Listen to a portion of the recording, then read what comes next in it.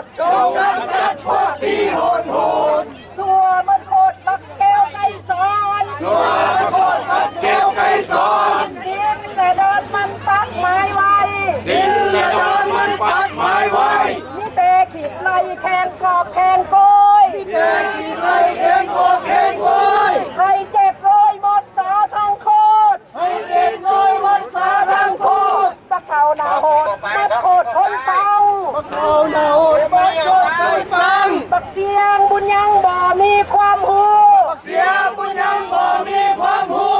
ปัญญาปูคือกับโตควายปัญญาปูคือกับโตควายพวกเสื้อสายไทยบ้านห่วยมืนพวกเสื้อสายไทยบ้านห่วยมืนเดี๋ยวมีตื่นว่าเธอปังทองเดี๋ยวมีตื่นว่าปังทองยืมสมองของแก้วมาใส่ยืมสมองของแก้วมาใส่พวกเราจงไล่ให้มันออกไป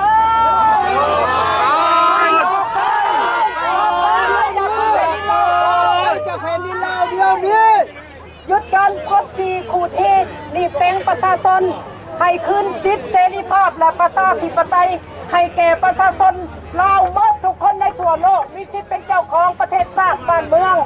บ่แม่นจะอยู่ใต้การกดขี่ขูดเหตุรัฐบาลหุ่นแก้วแดงดังทุกมื้อทุกวันนี้ขอให้พ่อแม่พี่น้องของเราเอาว่าทุกคนจะไปมันไปไล่อ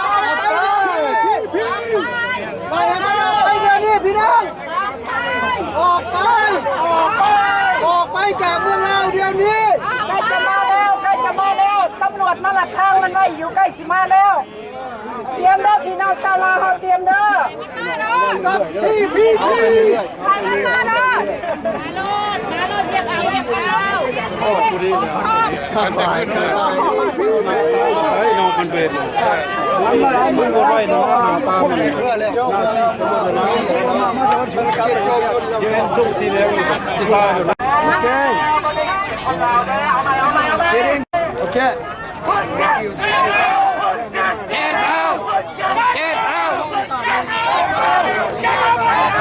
คนลาวของเราจะเป็นชายหนุ่มยิ่งหนุ่มอันนี้หัวใจนักต่อสู้บริษัทของเราคือได้เลยเด้อเพื่ออย่างเพื่อนเด็กๆหน่อยและผู้เฒ่า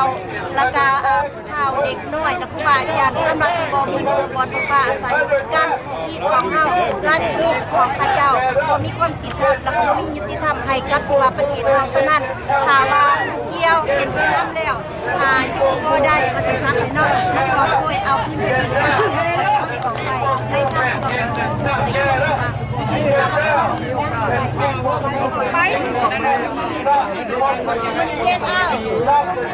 มาดีเก็ตเอามาดีใส่ต้องใส่ผักเสียงเหมือนกัน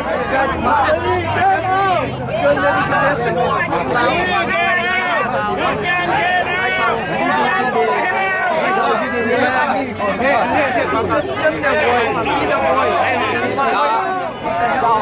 That's how we want to be.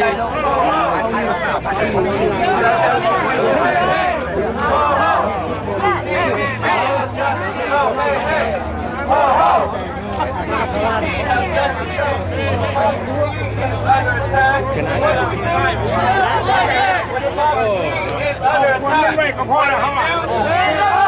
When our people are under attack, what do we do? When our people are under attack, what do we do? Right. The people united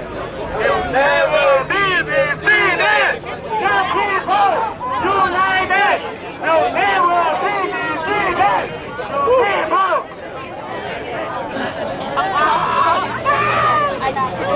เราทุกคน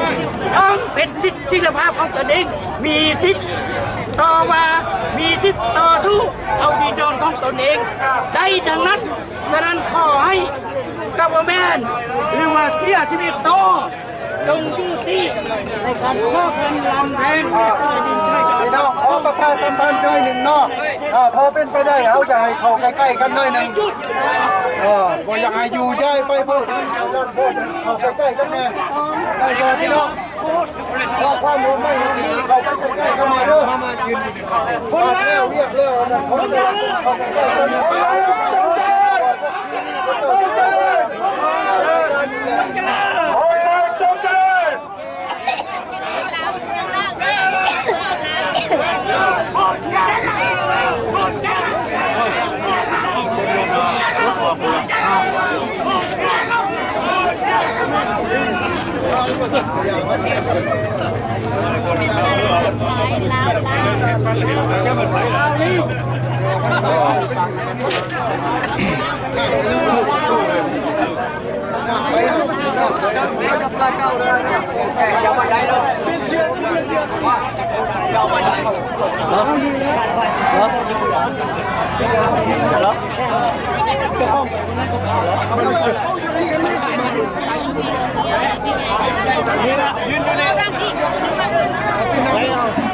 เอาพวกเขามาแต่อะไรตรงนั้นเขาไปทางนั้นเขาจะเห็นน้ำเลยว่าเอามา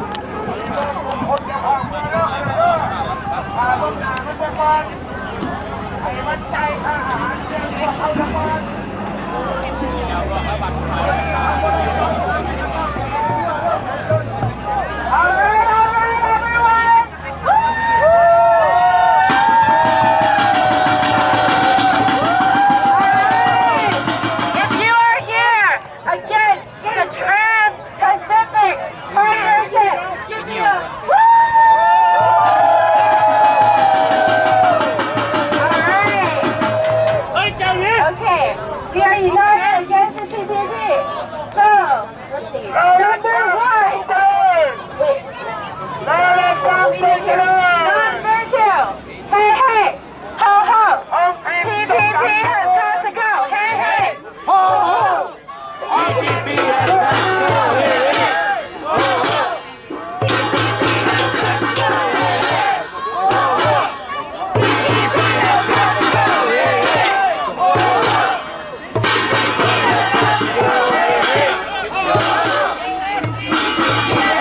ho.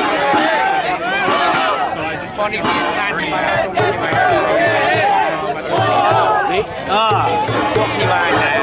14ประเทศจะเป็นต้นประเด็นสำคัญใจเย็น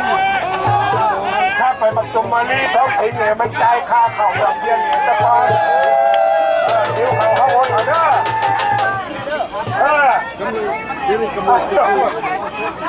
คอมเมนต์จะ มันก็หอดโดนแล้วยังว่ามันหมดมาอยู่ตั้งนั่งมันบ่นั่งเลยนะอย่าเอาขวบมันแต่ว่ามันมีความผิดมันบ่ยอมชูหน้าเฮาน่ะ